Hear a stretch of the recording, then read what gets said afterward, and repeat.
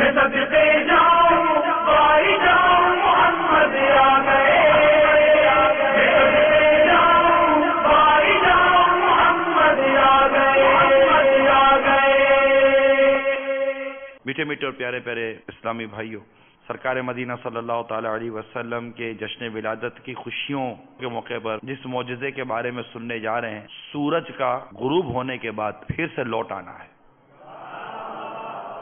اور یہ میرے آقا صلی اللہ تعالی علیہ وآلہ وسلم کا معجزہ ہے۔ اس معجزے کی اہمیت کو اس بات سے اندازہ لگائیں، جب نمرود کا مناظرہ حضرت ابراہیم علیہ السلام کے ساتھ ہوا اور ابراہیم علیہ السلام نے رب کی ربوبیت کا بیان کیا اس کے آگے، تو اس نے کہا کہ میں رب ہوں، آپ کا رب کیا کرتا ہے؟ حضرت ابراہیم علیہ السلام نے فرمایا کہ میرا رب زندوں کو مردہ اور مردوں کو زندہ فرماتا ہے۔ اس نے کہا یہ تو میں بھی کر سکتا ہوں۔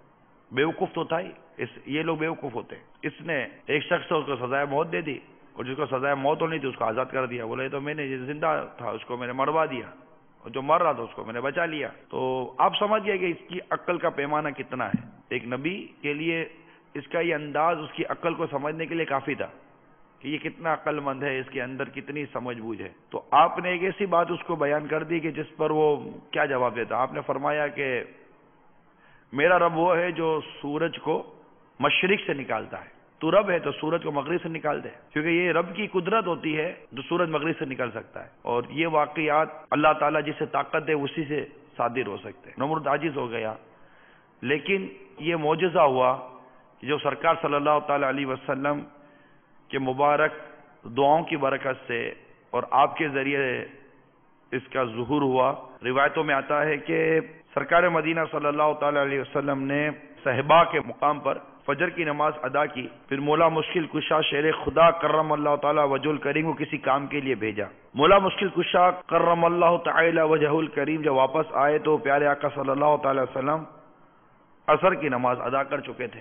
اللہ کے پیارے رسول نے اپنا سر مبارک سیدنا مولا مشکل کشا شیر خدا کرم اللہ تعالی وجہ الکریم کی گود میں رکھا، اور ایک قول کے مطابق اس وقت وحی کے آثار ظاہر ہوئے، ایک قول یہ بھی ہے۔ البتہ مولا مشکل کشا شیر خدا کرم اللہ تعالی وجہ الکریم نے یہ جسارت نہیں کی کہ سرکار صلی اللہ تعالی علیہ وسلم کو بیدار کرتے کہ آقا سورج غروب ہو رہا ہے، میں نے عصر ادا نہیں کی۔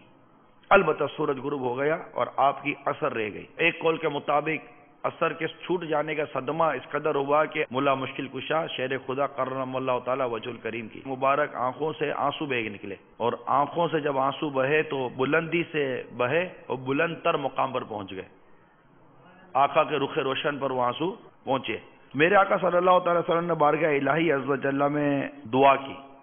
وہ دعا کیا تھی، اس کو ذرا بڑی توجہ کے ساتھ سننے کی کوشش کیجیے۔ اللہ کی بارگاہ میں عرض کرتے ہیں، اللہم، اے اللہ، انہو کان فی طاعتک و طاعت رسولک فردو علیہ الشمس۔ مولا مشکل کشا کی نماز عصر قضا ہوئی ہے، اور میرے آقا صلی اللہ تعالی وسلم اللہ کی بارگاہ میں یہ عرض کر رہے ہیں، اے مولا، اے اللہ، علی تیری اطاعت اور تیرے رسول کی اطاعت میں تھا، نماز قضا ہوئی ہے، لیکن یہاں پر دعا کیا کی جا رہی ہے، عرض کیا کی جا رہی ہے کہ یا اللہ علی تیری اور تیرے رسول کی اطاعت میں تھا، سورج کو واپس لوٹا دے تاکہ تیرا یہ بندہ نماز عصر ادا کر سکے۔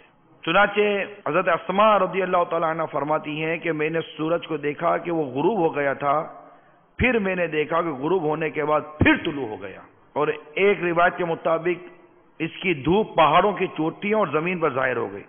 مولا مشکل کشا رضی اللہ تعالی عنہ اٹھے، وضو فرمایا، عصر کی نماز ادا کی، پھر سورج غروب ہو گیا۔ یہ واقعہ صحابہ کے مقام پر پیش آیا۔